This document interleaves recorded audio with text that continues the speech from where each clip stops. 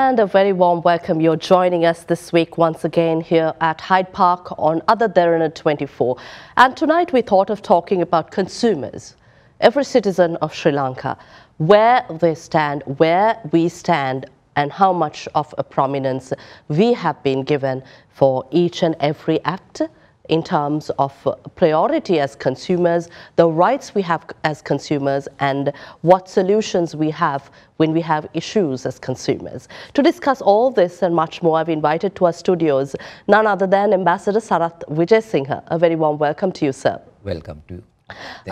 Ambassador Sarath Wijayesinghe, President's Council, President of the Sri Lanka Ambassadors Forum. He is also a solicitor in England and Wales and former Sri Lankan ambassador to the United Arab Emirates and Israel as well. Ambassador Sarath Wijayesinghe was a former secretary of the Bar Association of Sri Lanka and former chairman of the Consumer Affairs Authority of Sri Lanka.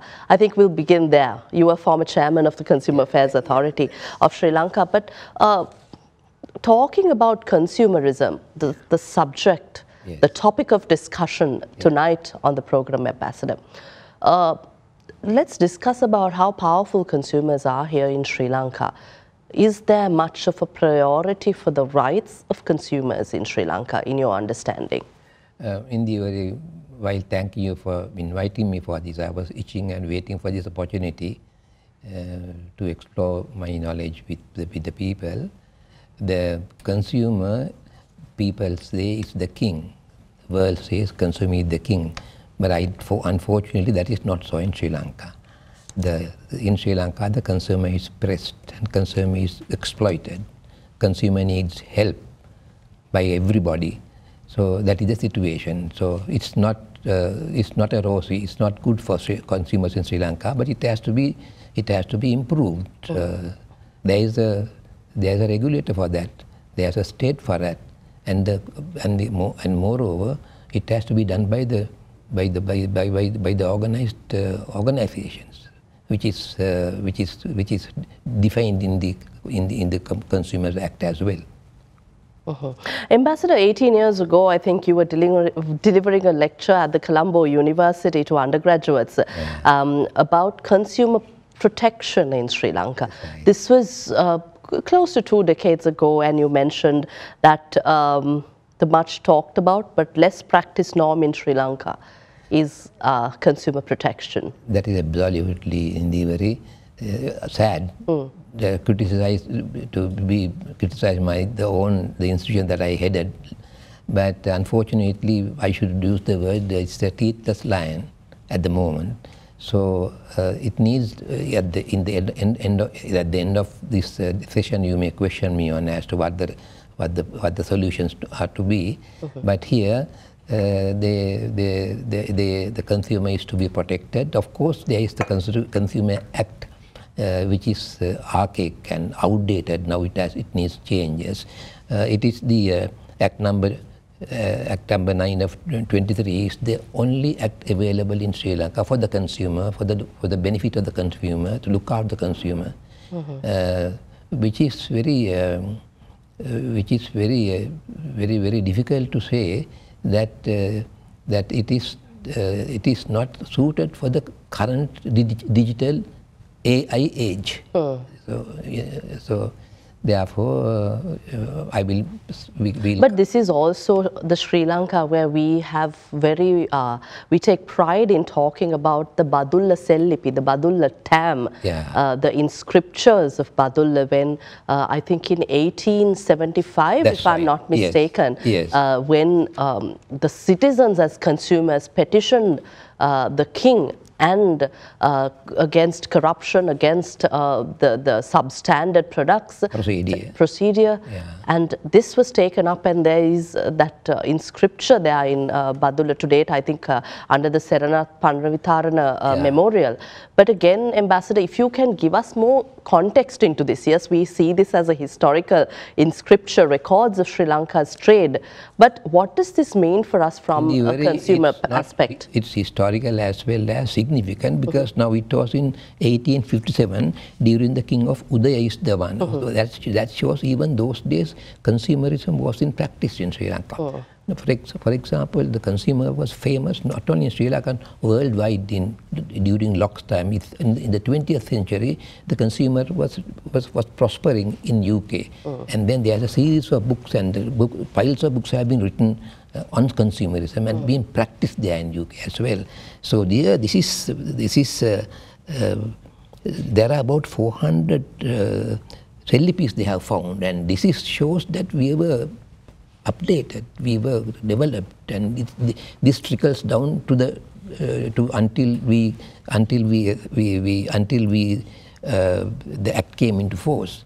So it's important, significant, and then that shows that we have a past glorious history on this. You spoke about a toothless lion. Life has changed much in Sri Lanka. Yeah. I think it was pre-crisis, during the crisis, and as Sri Lanka embarks on a journey to overcome the evil effects of the economic crisis. And we've talked about and spoken of how significantly the economic crisis has impacted Sri Lanka's socio-economic landscape. Ambassador, talking about this, the basic needs of a human being, basic necessities, food, how much of an impact or priority have we given into ensuring that the basic needs and rights of consumers are protected? In the these are two different areas. That is a political area where the government has a duty to look after the interests of the people. That is different. Here, of course, it's on the other hand, it's the duty of the government to regulate trade.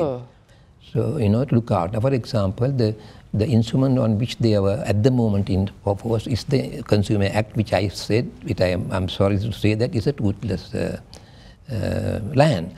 But having said that, we have to manage with what we have got here, and then for that, what we need is a vision, and we need a leadership for this one, and we need to implement what we have got here, and moreover, we need to change this, and then there are so many proposals. Look, what's happening now? As I have mentioned earlier, in UK and the EU, the consumer is so powerful, the consumer rights, and then how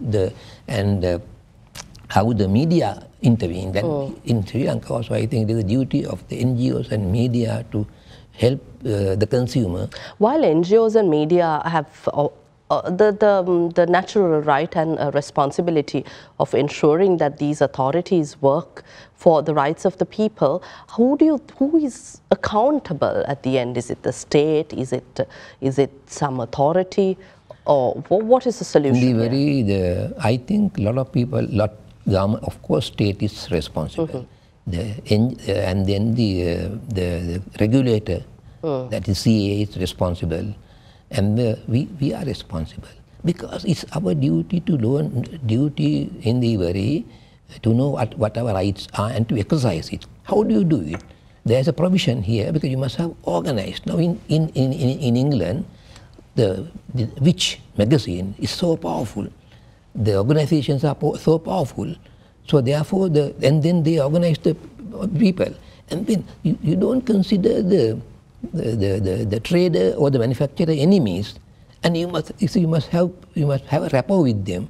You must be a reasonable, good trader, so that it trickles down to today. So therefore, these are very interwoven, interconnected.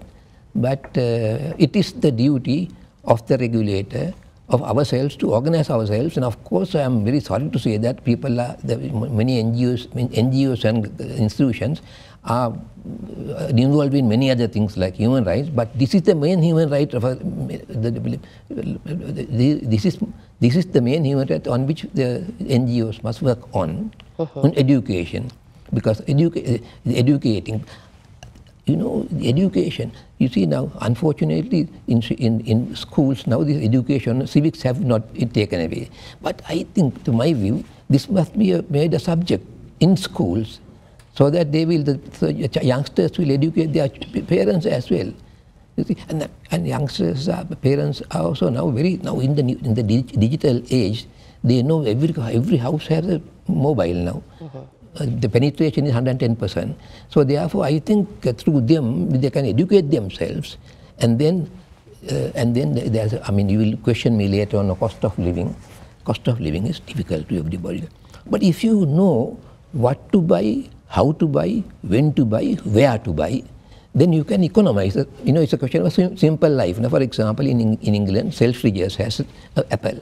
Apple is about a few pounds, but the same Apple you can buy it from a side and go to a service. So therefore, it's a question of simple life. It's a question of how to live. It's a question of research. And of course, despite other problems, of course, there is undisputedly the people are difficult, have difficulties. True. Amidst these difficulties also, Ambassador, you spoke about how to purchase, where to purchase, do some research. But do we really have the liberty, the freedom of doing that when everywhere we look, most of what we consumed are poisoned? In the very, it's a sorry state of affairs, because we see the world and we read and we feel sorry. What we drink, what we eat, what we consume are poisonous. Vegetables that you consume, or fruits. Who should find out why the solution for this?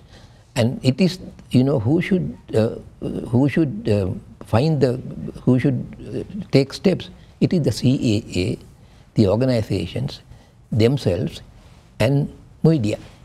Media must come forward in the... So how does the Consumer Authorities Act, how should that be modernized to help the authority really take action against these unscrupulous acts? You see, I say it's toothless, but having said that, I think this act came into force in 203. Nothing was changed. So we need a new act to meet the new digital age and the new platforms. See, now things are now is the AI age. So that is completely outdated. Therefore, I think it is the duty of the governance now. You're a legal practitioner. I'm sure you have certain proposals as well, how the Consumer Act should be modernized. I have few proposals. Of course, it has to be completely amended and changed, go to the current needs, point one. And then I think we must have a consumer ombudsman. Ombudsman will solve a lot of problems. That's happening all over the world. And there has to be consumer courts. That when I was the chairman, I introduced that. It didn't work, but in India it is. And then consumer education. That is very important. The education is very important. The other one is consumer organization. Those are a few things that we have to do for the consumer. And then, of course, again, and the consumer must be educated through various sources and various methods. Like because I have told you earlier, the penetration of mobile is 110%. So that is the best media. And then the social media is very powerful. So it's not a difficult thing. You know, if you have a vision, if you have a need, if you have a plan, it's not difficult. But only thing is, it thinks nobody's business. You see? In recent times too, Mr. Vijay Singha, there were reports of consumers being affected due to substandard products, due to products being diluted, or certain substances being involved or diluted into certain products. And at these instances, the Consumer Affairs Authority noted that the Sri Lanka Standards Institution is responsible for taking action and to ensuring that products are standardized. But the ultimate question is, who's going to compensate the consumer? I thank you for reminding that I addressed the university 18 years ago, and then also I proposed that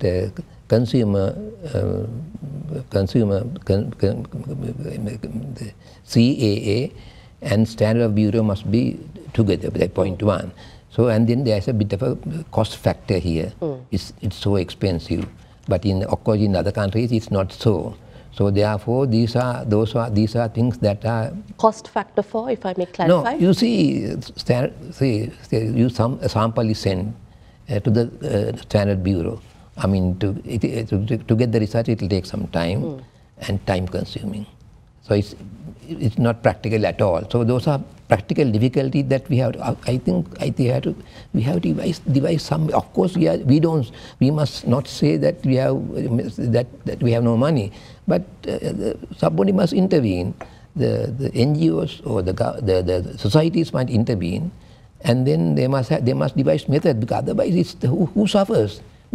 Who suffers? Our present generation and the next generation, who eats and drinks and consumes poisonous food, you know, and buying things at the highest rate. Can I say you something? I forgot. Before I forget, you see now it is a bit interconnected. Now we had a good piece of legislation which was replaced by this act. It's very unfortunate. It is, and then. We had the Price Control Act, which was repealed. That is wrong. I think we must go back to. It's not a question of going back now. I think, to my view, is that we must go back to the previous. Of course, we don't go after in English.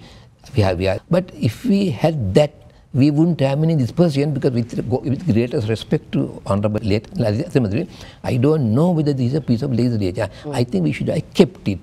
Now, in UK, it do it marvelously well. Same old system goes on, that is pre-48, you know. And then they are of course, they are very modern, and they are DTI.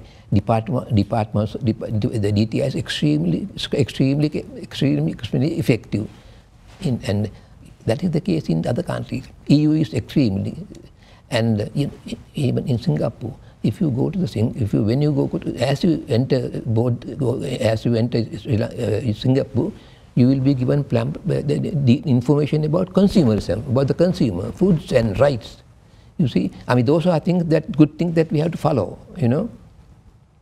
You spoke about developed countries earlier in our conversation, and I think everywhere where a sign of development, a key factor is where what the people consume, whether you eat or drink, is highly regulated. We spoke about standards, we spoke about ensuring its quality. Where did we go wrong here, Ambassador? We've been talking, you have a lot of expertise in legal reforms. Working as an ambassador, you've written articles, not just on this, but a number of topics. You've published books, and you have experience living overseas in the United Kingdom. You practice as a solicitor there. But what are the laws and regulations governing how the consumer's rights are protected from the perspective of what you eat and drink is safe? Consumers are well organized. There's a WCD, World Consumer Organization. In 1962, it is Kennedy who pronounced that and who started it, and then the organization goes on. And I think we missed our bus somewhere, because now we should be educated. We must follow up our history and the present, and also we must educate children, educate ourselves, and organize ourselves. And then those are the mistakes that we have made with all the facilities that we have got here. But unfortunately, people little realize that their rights are not being used. Now, for example, people think that questioning the trader is fighting with them. It's not so. If you speak to him nicely, if you know the rights with them, and we must have a trader who's we must have a reasonable trader, educated consumer, and also a good regulator. Those are three factors that is needed. You know, an educated consumer, educated consumer, a regulator, and a reasonable trader and a manufacturer. Those are. It's not difficult to. I mean, you can do it by discussion, by discussing, and then and then trader is not an enemy. Even the government says that the trader must be encouraged, but he must not exploit. It must be reasonable, like Serivana Jataka. And then also on the other hand, the consumer must be educated from the school level, you know. And then every school must have a consumer organization. Every university must have, you know, everywhere. So that is what the vision of the present, whoever is in governance, I think you must think carefully and have a new vision, new way of, new act, completely new act, catering the AI, artificial intelligence, modern digital stage, and the new platforms that are coming. So now you can't cater the new platforms now. It's so fast. Every day it's changing. It's fast. You see? You speak about AI, modern platforms, but I'd like to take up that during the second half of our discussion. But prior to that, I'd really like to stress on the legal reforms needed. How these rights can be ensured. You mentioned certain areas, but I just want to touch upon that because, yes, consumer education is needed about what your rights are, how you can take up any violation of your rights with traders, suppliers, or even with the regulator themselves. But how do you ensure that these suppliers and traders ensure that standards are met, that they will be held responsible and they're accountable for what they put to the market? Here in Sri Lanka, how we can maybe bring in comparisons from the other parts of the world where the consumer rights are ensured at their best? In the very, everything is provided in the Act, which is not being utilized properly. Okay, for various reasons. I don't have to go to the other reasons. And also then they must look into the other areas of new ventures, new developments. So I think it is, again, we'll come back to the same issue, where it is we should know where we are, what our difficulties and it's a question of everything boils down to consumer education, and also of course the regulator's duty. Regulator must be regulated properly. A regulator must be regulated, and when the provisions has to be made use of and effectively, which is not being done. Now, for everything there's an answer. Our answer is given here, but the solution is difficult. But for example, now everything has become complicated at one stage. So therefore, we have to simplify it in a simplified way. We have to follow. I think the best model is India. India, because now UK, UAE, and have their UAEs, the AU is very developed now. Okay, but in India, what have India is developed, unlike other countries, other Asian countries, they are developing very fast, but not us, because what they did was they did changes according to needs of according to their needs and the developments of the country, of the entire world. So that is what we are lacking, and those are things that we have to be careful about. Those are things that we have to implement. India, a large country where incomes disparity is major, but yet are you saying that? In the very Article 14 of the Article, I think, 14 of the Indian Constitution, it protects consumer, and there's activism there. Judiciary is for the consumer. You know, so that is a question of vision. It's a question of need. It's a question of directions. So why not follow them? If you refresh our memory on Sri Lanka's constitution and where consumers are protected, there's under I think Article 14, they are not protected. I think in the new constitution, I think you must have there should be a article to protect the consumer, which is not here, not in the Sri Lankan. I think Article 14, I think it's not vaguely protected, not the consumer. It's on freedom, of course, there is freedom. On freedom? I think under freedom, consumer is indirectly protected, you know. So, but I think those are things that we need drastic changes in the very, and then amendments aiming at our needs of the consumer. Of course, who is the consumer? Consumer, you and me, everyone, every citizen is a consumer. Every citizen consumes. So it's You can't categorize them as consumers. You can boldly say entire world, everybody. You're quite passionate about this subject. Where does this come from? Whatever I do when I was appointed chairman CA, people laughed at me. What can the lawyer do? But now I have written about 400 articles. I have written 3 or more books, and every consumer they write an article. So that passion, I have a passion on this. I love I do it as a passion and a need. And as a citizen, I'm so happy about it, and I'm so pleased that you invited me here. But I should have done it in Sinhala, because I'm a villager from Hambantota. I'm more at English because I was in UK. But these are things that the average citizen should learn about, and then they are very powerful.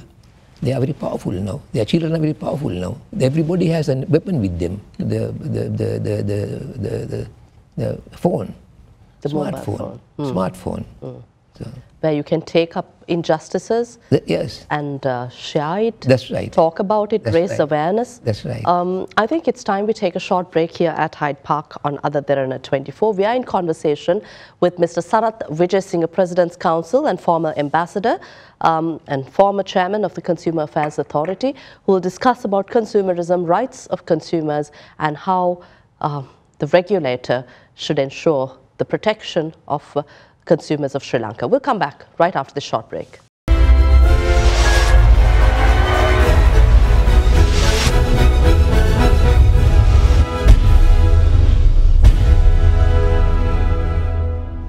Welcome back. We're in conversation with President's Counsel Sarath Wijesinghe, discussing about consumerism and the protection of rights of consumers. I think you've given us an overview about consumers. You've mentioned the consumer is king. Of course, I don't think we in Sri Lanka, any longer. I don't think we in Sri Lanka are used to that phrase. Of course, whenever we travel to developed parts of this world, consumer is king. Yes, that's practiced and it's ensured. We've discussed a number of areas that should be addressed, whether it's the legal reforms or new platforms that should be introduced. I'd like to maybe talk about pricing as well, Ambassador. You spoke about price controls, but affordability, the economic crisis when it arose, and the social impact created, people discussed about how expensive things are, how income disparity and the cost of living there's a massive gap there. And amidst all that, you speak about developed countries. Food, basic necessities, essentials are readily available at affordable costs for a wider population. But here the marginalized, the unemployed, of course they have issues, and those who are under social protection can't afford basic necessities in our part of the world, or at least in Sri Lanka. But what's the solution? Is it pricing controls in your view? I don't know whether I can give a solution, but I can comment on that in the very, for example, in the West, in the UK, the major portion of the salaries goes to housing, not food. But that's because food is available at affordable rates. At a price. But there are problems there as well. The cost of living is rising continuously. You know, everywhere it's rising. But in Sri Lanka, of course, it's the other way. You know. In the sense, food is expensive. Food is expensive. Housing is, I don't say it's cheap, but... But food, we're talking about food, what you eat, what you drink, to have it available for the people at lower costs and to ensure that their standards are met at the highest, that food quality is ensured, because this is what you consume. So talking about all this, would it really be the Consumer Affairs Authority responsibility, or should we bring in other organizations together? Consumer Affairs Authority must be an authority with a vision. I shouldn't blow my own trumpet, but as my books are available free on Google Drive, where we have touched on various areas like even self-sufficiency of rice, milk and things like that. So therefore, it is difficult for me to give a solution because it's a political issue. But what can the 3A can do is very limited, of course, to provide people, the citizen, with quality food at a reasonable price.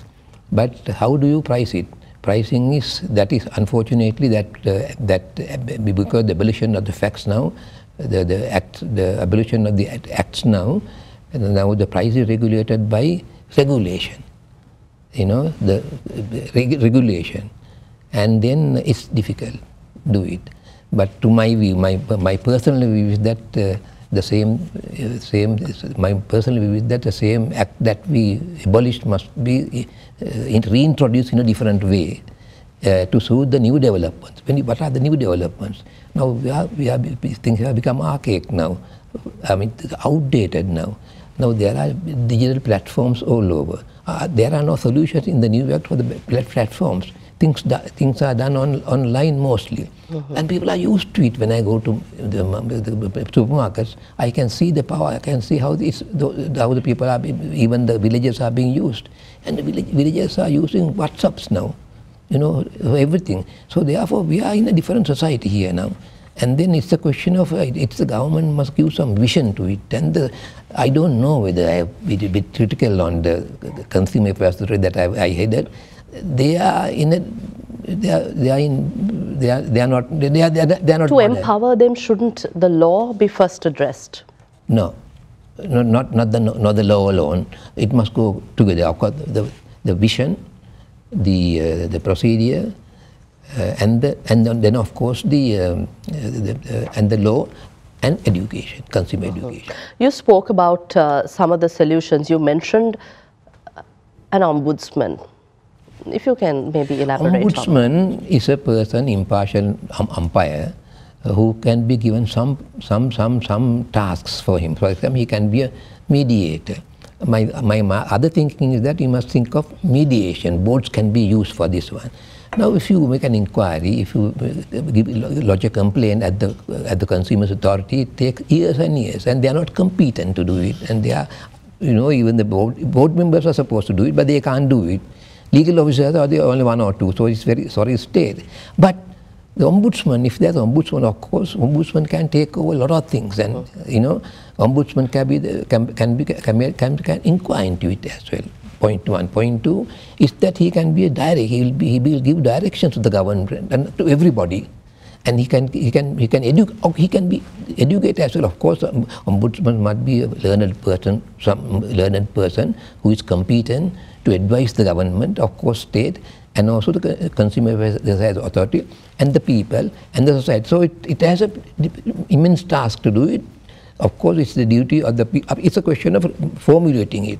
So, and then other one is, as I mentioned earlier, the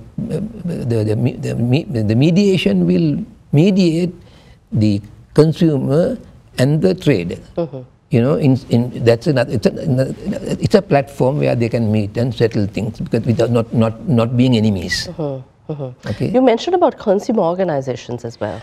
Consumer organizations are so powerful worldwide, and then it provides here. It says consumer organizations must be established by the Consumer Affairs Authority Act. I don't know whether there are not very many.